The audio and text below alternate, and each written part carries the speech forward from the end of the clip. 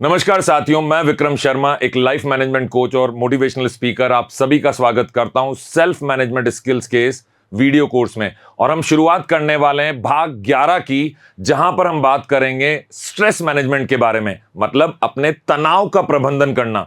जब आप self management, स्व प्रबंधन की बात करते हैं तो इसमें बहुत सारी बातों को हम शामिल करते हैं, जैसे कि हमारा एक काम समय पर हो जाए, हम हमारे रिश्तों को अच्छे से निभा पाएं, हम हमारे स्वास्थ्य को अच्छे से उसका ध्यान रख पाएं। और जब इन सब चीजों में बेहतर प्रदर्शन करने की बात आती है तो वहीं पर पैदा होता है तनाव। और तनाव जो है, आप इसको समझिए, इसे हटाया नहीं जा सकता, क्योंकि जब भी आप कुछ बेहतर करना चाहेंगे, परफॉर्मेंस देना चाहेंगे, ऐसी स्थिति में तनाव का आना लाजमी है। वो अपने आप नेचुरली निकल कर आता है, वो आपको परेशान करने के लिए आता है, लेकिन अगर आप उसे प्रबंधित करना, उसे मैनेज करना सीख जाएं तो तनाव की स्थिति में आप बेहतर प्रदर्शन भी कर सकते हैं। तो चलिए शुरुआत करते हैं भाग 11 की और समझते हैं कैसे करेंगे आप और मैं अपना स्ट्रेस मैनेज।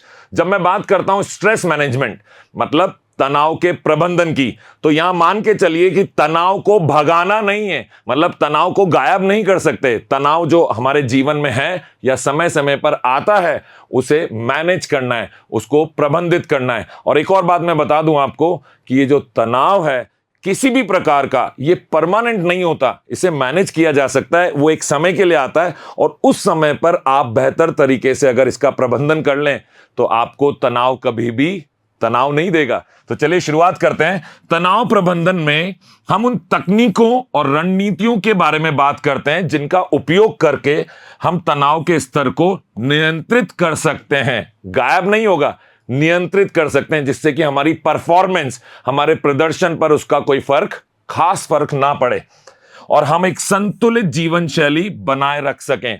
हमारी लाइफ में बैलेंस बना रहे, हमारे काम में, हमारे आराम में, हमारे पैसे में, हमारे रिश्तों में, इन सब चीजों में बैलेंस बनाए रखने के लिए जरूरी है कि हम तनाव के प्रबंधन को सीखें। और सबसे सही और आसान तरीका अगर मैं आपको बताऊं जिससे आप अपने तनाव को प्रबंधित रख सकते हैं, वो है आप योग करें और माइंडफुलनेस, ध्यान का मतलब हो गया आप मेडिटेशन करें। माइंडफुलनेस मेडिटेशन ये कला है जिसमें आप अपनी हर अवस्था में, जब आप ध्यान लगा के बैठे हुए हैं, उस वक्त आप क्या महसूस कर रहे हैं, उसका सही या गलत होने का निर्णय किए बिना सिर्फ उसे महसूस करें। उस जो भी आपका इमोशन आ रहा है, उस इमोशन को आने दें, उसे महसूस करें, उसके जाने के भाव को समझें। और ये बहुत आसान नहीं है, लेकिन ये मुश्किल भी नहीं है। इसकी शुरुआत आसान है, धीरे धीरे धीरे धीरे आप इसमें निपुण होते चले जाते हैं। इसके लिए आप कई सारे वीडियोस की मदद ले सकते हैं, कुछ अच्छी किताबें पढ़ सकते हैं, या फिर कोई क्लास ऐसी ज्वाइन कर सकते हैं जो आपको मेडिटेशन सिखाएं। लेकिन बहुत जरूरी है, अगर आप अपने तनाव को प्रबंधित रखना चाहते हैं, जो हमारे जीवन में जिस भी प्रकार का स्ट्रेस आता है उसको आप मैनेज करना चाहते हैं, तो योगा और मेडिटेशन, इसका कॉम्बिनेशन रोज तकरीबन सुबह के समय 15 मिनट से 45 मिनट तक अगर आप ये करते हैं तो आपको अपने तनाव को प्रबंधित करना आसान होगा। जब मैं बात कर रहा हूं स्ट्रेस मैनेजमेंट की, तो सबसे पहले जरूरी है आप आइडेंटिफाई करें स्ट्रेसर्स को, मतलब उन चीजों को, उन कारणों को, उन कारकों को आप पहचानें जिनसे आपको तनाव आता है। जैसे अगर मेरी कोई विशेष बात करें तो मैं बताऊंगा, मुझे तनाव पता है कब आता है? मुझे तनाव आता है जब कोई डेडलाइन आ जाए, किसी काम को करने की एक अंतिम समय सीमा आ गई और वो काम अभी तक मेरा हुआ ही नहीं। तो वो जब डेडलाइन बहुत नजदीक आ जाती है तो मुझे तनाव आता है। अब ज्यादातर लोगों लापरवाही के दौरान ऐसा ही करते हैं कि वो कहते हैं कि कर लेंगे, हो जाएगा, अभी तो दिन पड़े हैं।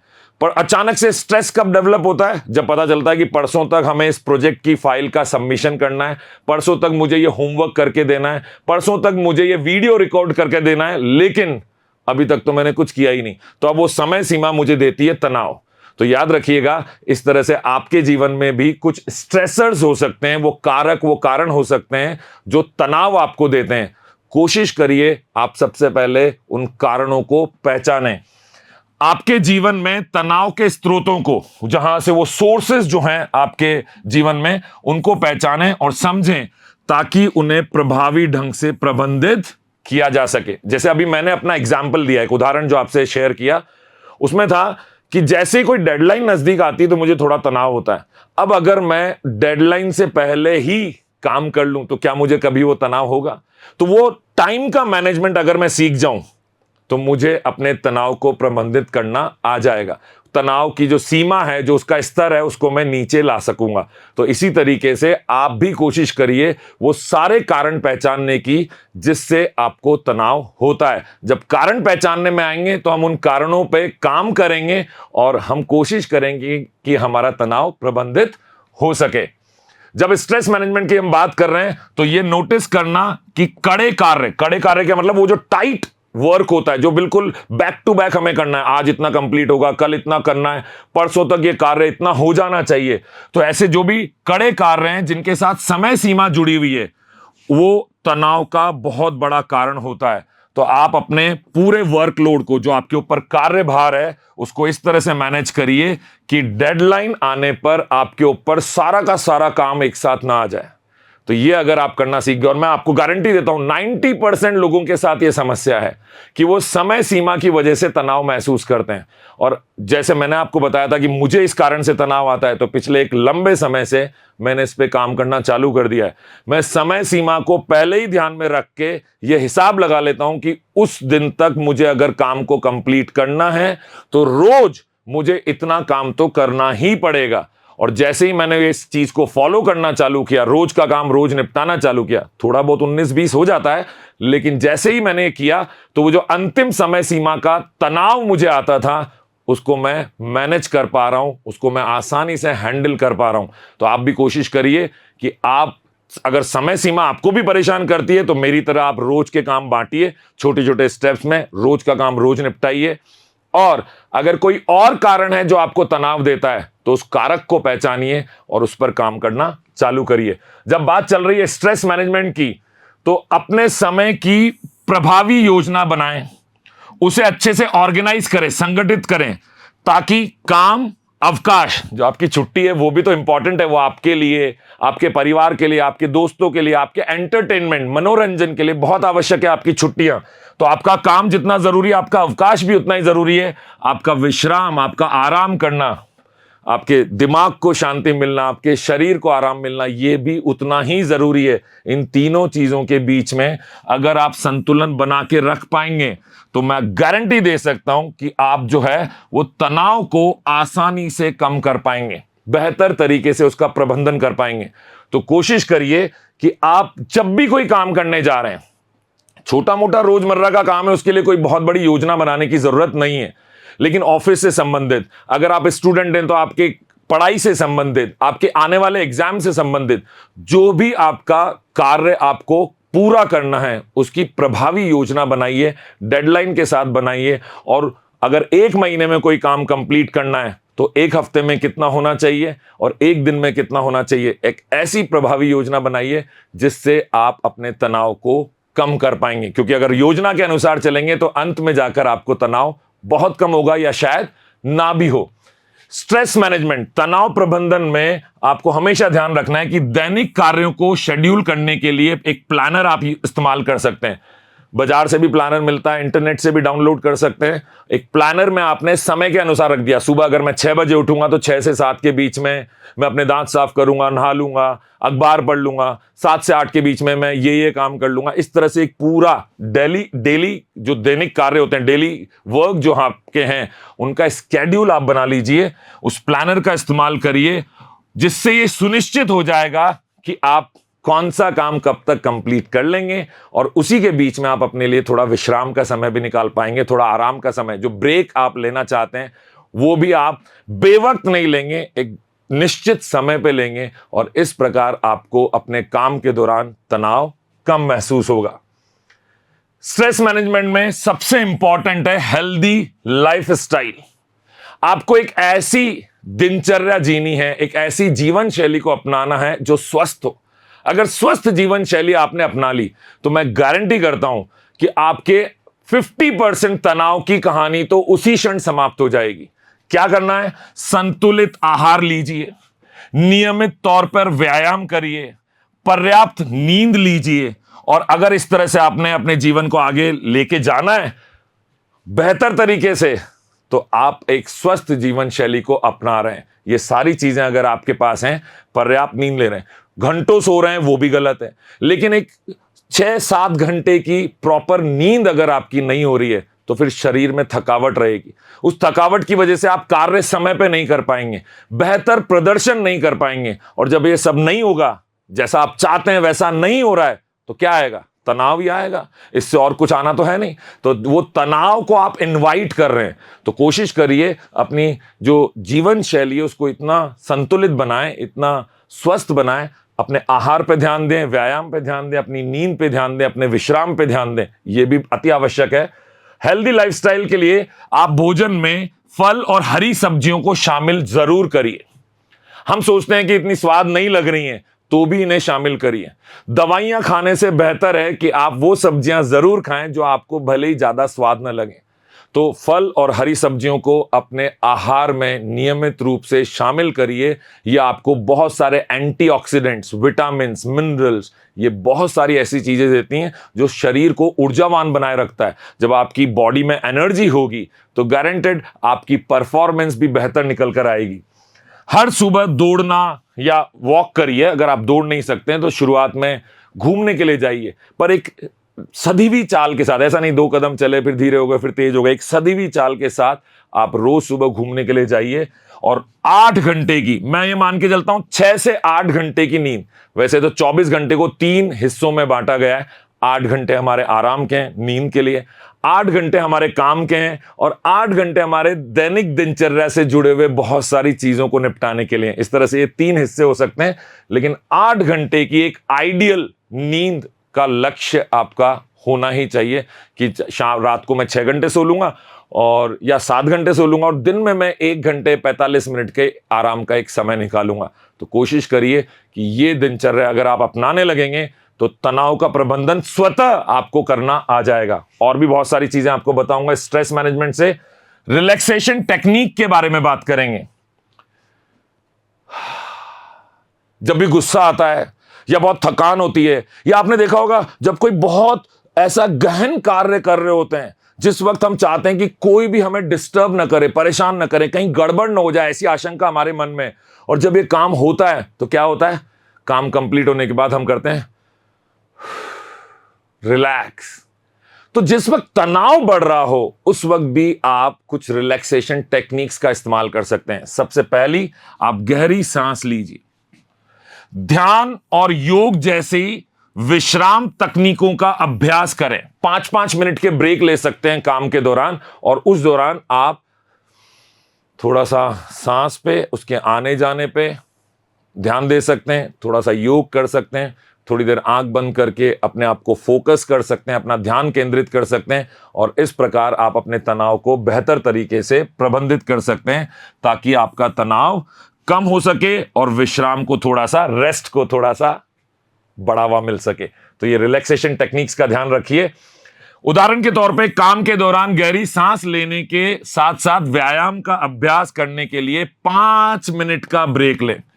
बहुत ज्यादा एक्सरसाइज करने के लिए नहीं बोल रहा हूं, काम के दौरान 5 मिनट का ब्रेक लीजिए। जब आपको लग रहा है कि अब आपकी परफॉर्मेंस उतनी अच्छी निकल के नहीं आ रही, आप थकान महसूस कर रहे हैं, बार बार गलती हो रही है आपसे काम के दौरान, तो उस वक्त आप 5 मिनट का ब्रेक लीजिए। और सबसे पहले तो सांसों पर ध्यान दीजिए। गहरी सांस लिया, छोड़ दिया, फिर से गहरी सांस ली, छोड़ दी, फिर थोड़ी देर ध्यान लगाइए। जो भी आपको ध्यान लगाने की उचित तकनीक पता है उससे 5 मिनट के लिए ध्यान लगाइए, विश्राम कीजिए, और इस तरीके से आप अपने काम के दौरान जो तनाव आपको उत्पन्न होता है उसको प्रबंधित कर सकते हैं बेहतर तरीके से। सोशल सपोर्ट, सामाजिक लोगों से जुड़ना, समाज के लोगों से मदद हासिल करना, अपने आसपास के लोगों से, अपने मित्रों से, अपने परिवारजनों से, ऐसे कई सारे लोगों से सामाजिक तौर पर हम मदद ले सकते हैं अपने तनाव को प्रबंधित करने के लिए। अपनी भावनाओं को साझा करने और तनाव को कम करने के लिए दोस्तों, परिवार और सामाजिक नेटवर्क से समर्थन प्राप्त कर सकते हैं, उनसे सपोर्ट ले सकते हैं, उनसे अपनी बातें शेयर कर सकते हैं। जैसे कि अगर आप अपनी किसी भी चुनौतीपूर्ण, कोई चैलेंजिंग डे था आपका, चुनौतीपूर्ण आपका कोई दिन था, उस दौरान उसके बारे में आप किसी करीबी दोस्त से बात करें। जो दिन आपका थोड़ा मुश्किल निकला, टफ निकला, जिसको अपन कहते हैं ना, आज तो मैं थक गया, आज तो मैं बड़ा परेशान हुआ, तो वो अगर आप अपने अंदर तक निहित रखेंगे, खुद में ही रखेंगे सारी बात, किसी से शेयर नहीं करेंगे, किसी से साझा नहीं करेंगे, तो समय समय पर वो बात आपको बार बार तनाव देगी। तो कोशिश करिए कि कोई भी दिन अगर आपका थोड़ा मुश्किल निकला, थोड़ा चैलेंजिंग निकला, तो जिस किसी पर भी आप विश्वास करते हैं उससे बात करिए, उससे शेयर करिए। और वो शेयर करने से थोड़ा तो आप रिलैक्स हो जाएंगे क्योंकि मन की बातें, मन के उद्गार बाहर आ गए। दूसरा, सामने वाला भी आपको कोई ना कोई टिप देगा, वो क्योंकि उस तनाव में नहीं है जिस तनाव से आप गुजर रहे हैं, तो उसका दिमाग बेहतर काम कर रहा है, उसके विचार बेहतर तरीके से काम कर रहे हैं। तो ऐसी अवस्था में वो आपको कोई ना कोई ज्यादा बेहतर तरीका बता सकता है कि तुम अगर ऐसा कर लोगे तो तुम्हारा तनाव कम हो जाएगा। और आपने महसूस भी किया होगा कि कई बार हम जब बहुत परेशान होते हैं, किसी से साझा करते हैं और 2 मिनट में हमारा सारा का सारा तनाव गायब हो जाता है। तो आप अपने स्ट्रेस से संबंधित किसी से तो शेयर करिए, सबसे मत शेयर करिए, लेकिन किसी ना किसी से जरूर शेयर करिए। और कोशिश करिए कि आप अपने जीवन में जो एक्सपेक्टेशंस खुद से रखते हैं, जो भी उम्मीदें आप अपने आप से बनाते हैं, उन उम्मीदों को आप ऐसा बनाएं जिन्हें सच में हासिल किया जा सकता हो। रियलिस्टिक एक्सपेक्टेशंस होनी चाहिए। आप अवास्तविक अपेक्षाएं अगर खुद से रखेंगे, आप सोचेंगे कि मान लीजिए अभी तक आपके क्लास में 60% आते थे, आप एक स्टूडेंट हैं और आप अचानक से कहते हैं कि मुझे तो 95% लेके आने हैं। अरे 60 से सीधा 95 जाना नामुमकिन नहीं है, लेकिन कोशिश करिए कि 60 से आप पहले रियलिस्टिक एक्सपेक्टेशन, वास्तविक अपेक्षा खुद से रखें कि मैं 80 पे आऊंगा। जब आप 80 को अचीव कर लें, 80% आपके आने लग जाएं, तो आप अपने आप को 95% पे सोचिए। आप अगर एक्सरसाइज करना चाहते हैं, आपको लग रहा है कि आपको अपना वजन कम करना है और आप सोचते हैं कि मैं अगले 15 दिनों में 15 किलो कम कर लूंगा, तो ये तो अवास्तविक सिचुएशन है, ये रियलिस्टिक बिल्कुल भी नहीं है। आप ये सोचिए कि मुझे इस 1 महीने में अगर 3 किलो मैंने कम कर लिए, तो मैं अगले महीने में 5 किलो जरूर कम कर लूंगा। तो इस 1 महीने में अपना 3 किलो वजन कम करिए, ना कि 15 दिन में 15 किलो। तो रियलिस्टिक एक्सपेक्टेशंस होनी चाहिए खुद से, वास्तविक अपेक्षाएं होनी चाहिए। अवास्तविक अपेक्षाओं से अनावश्यक तनाव बढ़ता है, कम तो नहीं होगा, बढ़ और जाएगा। तो इस अनावश्यक तनाव से बचने के लिए आप यथार्थवादी लक्ष्यों को निर्धारित करें, जो सच में हासिल किए जा सकते हैं, जिन्हें पाया जा सकता है। मेहनत की जाएगी लेकिन उन्हें हासिल किया जा सकता है। मेहनत तो हर काम में लगेगी। वो अयथार्थवादी भी बना लेंगे जिसमें आप कुछ भी सोच रहे हैं कि मुझे ये पाना ही पाना है 2 दिन में, 5 दिन में, 15 दिन में, तनाव उसमें भी होगा, मेहनत उसमें भी लगेगी। लेकिन अगर आपने यथार्थवादी लक्ष्य बनाए तो थोड़ा तनाव होगा जिसको आप मैनेज कर सकते हैं। आप उसमें मेहनत करेंगे, उस मेहनत का फल भी मिलेगा।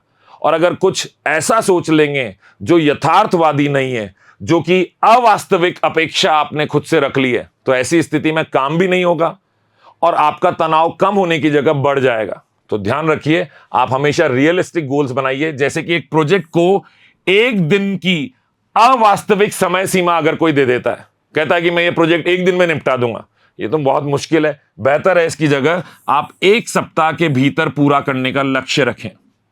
आपको पता है कि आज मैं इस प्रोजेक्ट को पढ़ूंगा, मैं इस पे थोड़ी रिसर्च करूंगा, मुझे इसके लिए कुछ रिसोर्सेज, कुछ लोगों से मेरे को मदद चाहिए होगी, मुझे उन लोगों से बात करनी पड़ेगी। ये सब कुछ 1 दिन में नहीं हो पाएगा। मुझे जिससे बात करनी है, अगर वो है ही नहीं अवेलेबल, वो आज है ही नहीं शहर में, तो मैं कैसे उससे मदद लूंगा?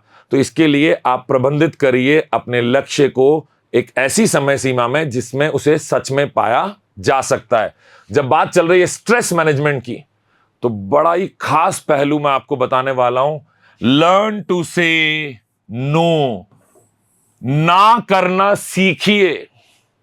हर काम में अगर आप हां कर देंगे, हां मैं कर लूंगा, ठीक है मैं पहुंच जाऊंगा, हां आप बोल दो ऐसा ही हो जाएगा, हर चीज में अगर आप हां करेंगे तो उससे आप अनावश्यक तनाव को अपने जीवन में आकर्षित करेंगे। बिना बात का तनाव आपके जीवन में बढ़ता चला जाएगा। जिस काम को आप समय सीमा में नहीं कर सकते, जो काम आपकी क्षमताओं से बाहर है, ऐसे चीजों के लिए ना करना सीखिए। जो काम आपका समय बर्बाद करता हो, जो काम आपकी इच्छा के विरुद्ध हो, ऐसी चीजों को ना करना सीखिए। जब आप पहले से ही अभिभूत हों और बहुत सारा काम आपके पास है और फिर आप किसी के कहने पे अतिरिक्त जिम्मेदारी ले लेते हैं, एडिशनल वर्क आपने ले लिया, तो आप अत्यधिक तनाव को अपने जीवन में आकर्षित करते हैं। तो क्या करना चाहिए? आपको ना कहने की कला सीखें। समय समय पे ना करना सीखें। नहीं साहब मैं ये नहीं कर सकता, नहीं सर आई एम सॉरी मैं इस काम को नहीं कर सकता, मैं इतने दिन में तो बिल्कुल नहीं कर सकता, मुझे इस काम को करने के लिए ज्यादा समय चाहिए, ये 2 दिन में 5 दिन में नहीं होगा। तो ये ना करना जब आपको आ जाएगा तो आप अपने तनाव के स्तर को भी कम करेंगे। और अगर आपने हर चीज में आप हां कर देते हैं तो मुझे लगता है कि वो जो एडिशनल वर्क आता है, जो अतिरिक्त जिम्मेदारी आपके ऊपर आती है, वो ज्यादा तनाव को लेकर आती है। तो अगर तनाव से बचना चाहते हैं तो जहां जरूरत है कि आप ना करें वहां ना करना सीखिए। जब बात चल रही है स्ट्रेस मैनेजमेंट की और ना करने की, तो जब आपका वर्तमान कार्यभार पहले से ही पूरा हो तो किसी भी कार्यस्थल पर जहां पे भी आप काम कर रहे हैं एक अतिरिक्त कार्य लेने से विनम्रता से मना किया जा सकता है। आपको पता है कि आपके पास अभी जो वर्कलोड है वो बहुत ज्यादा है, अभी अगले 10 दिन तक आप ये काम करेंगे तब जाके कहीं ये काम सही तरीके से पूरा होगा। और ऐसे में आपका एक मित्र आता है, वो कहता है कि मेरा ये काम भी कर दो। मित्र है सिर्फ इसलिए आप हां कर रहे हैं, लेकिन कोशिश करिए उसे बताएं कि मेरे पास ऑलरेडी इतना वर्कलोड है, मेरे पास इतना कार्यभार पहले से ही है, मैं आपका ये काम 10 दिन बाद शायद कर सकता हूं पर अभी तो नहीं कर सकता। मना करिए। जब आप मना करेंगे तो आपके ऊपर वो अतिरिक्त कार्य तो छोड़िए, वो अतिरिक्त जो तनाव आने वाला था उससे भी आप बच पाएंगे।